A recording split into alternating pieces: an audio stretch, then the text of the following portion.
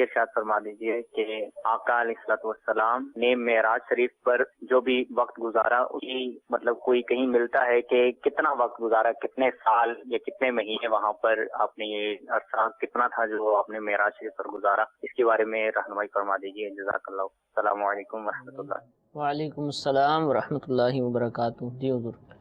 دیکھیے قرآن مجید فرقان حمید میں اللہ تبارک و تعالی نے اتنا ارشاد فرمایا، سبحان الذی اسری بعبدہ لیلا من المسجد الحرام الی المسجد الاقصی، پاک ہے وہ ذات کہ جو اپنے بندے کو رات کے مختصر حصے کے اندر لے گئی۔ اسرا رات میں لے جانا ہوتا ہے، لیکن آگے لیلن کا تذکرہ آیا ہے تو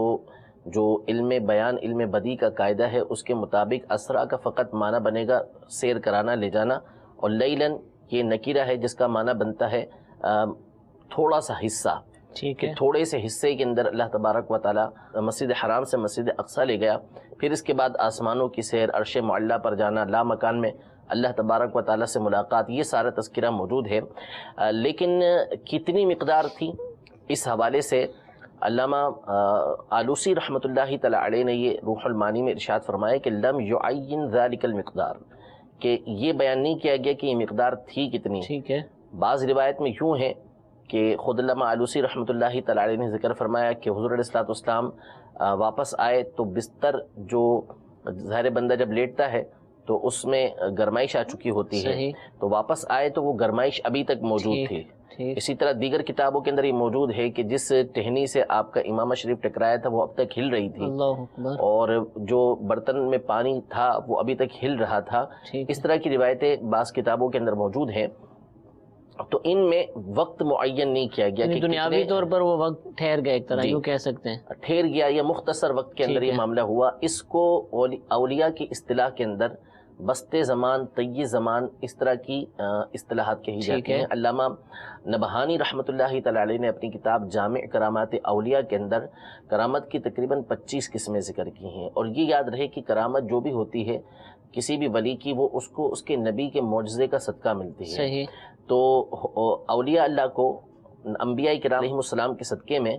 اتنا ملتا ہے کہ وہ تھوڑے سے وقت کے اندر بڑے بڑے کام کر گزرتے ہیں۔ اسی طرح ان کے ساتھ یہ معاملہ ہوتا ہے کہ کبھی تو یہ ہے کہ تھوڑا سا وقت ہے اس میں بڑے بڑے کام ہمیں ہوتے ہوئے نظر آئیں گے، یعنی وقت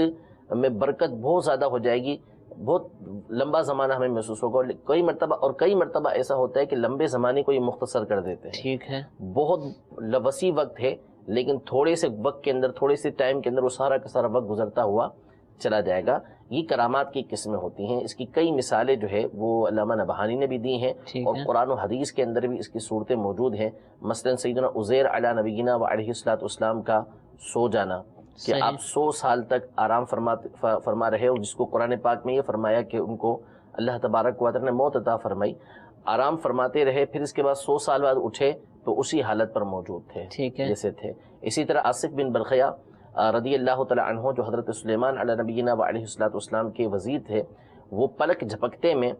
ملکہ بلقیس کا تخت جو ہے وہ کئی میل دور سے حضرت سلیمان علی نبینا و علیہ الصلوۃ والسلام کے دربار میں لے آئے تھے، تو اس کو بھی علماء فرماتے ہیں کہ ان کے وقت کے اندر ایسی برکت عطا کر دی گئی تھی۔ اسی طرح بخاری شریف کے اندر یہ حدیث پاک موجود ہے کہ سیدنا داؤد علی نبینا و علیہ الصلوۃ والسلام گھوڑے کے ایک کہہ لیں کہ جو پاؤں رکھنے کی رکاب ہوتی ہے اس پر رکھتے، اور دوسرے رکاب میں پہنچنے سے پہلے زبور کو ختم کر لیا کرتے تھے، حالانکہ زبور قرآن مجید سے بظاہر الفاظ میں بہت بڑی تھی، تو یہ کیا وقت کے اندر برکت دے دی گئی۔ حضرت علی رضی اللہ تعالی عنہ کے واقعات موجود ہیں، اور کئی واقعات اعلیٰ حضرت امام اہل سنت نے الدولۃ المکیہ کے اندر نقل فرمائے ہیں۔ تو نبی کریم صلی اللہ تعالی علیہ وآلہ وسلم کا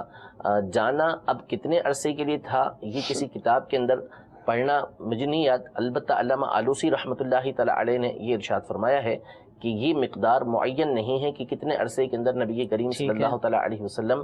آسمانوں پر گئے اور واپس آ گئے۔ قرآن پاک میں فقط اتنا ہے کہ رات کے مختصر حصے میں گئے اور واپس آ گئے، یعنی مسجد حرام سے مسجد اقصی تک اللہ تبارک و تعالی حبیب صلی اللہ تعالی علیہ وآلہ وسلم کو رات کے مختصر حصے میں مسجد حرام سے مسجد اقصی لے گئے۔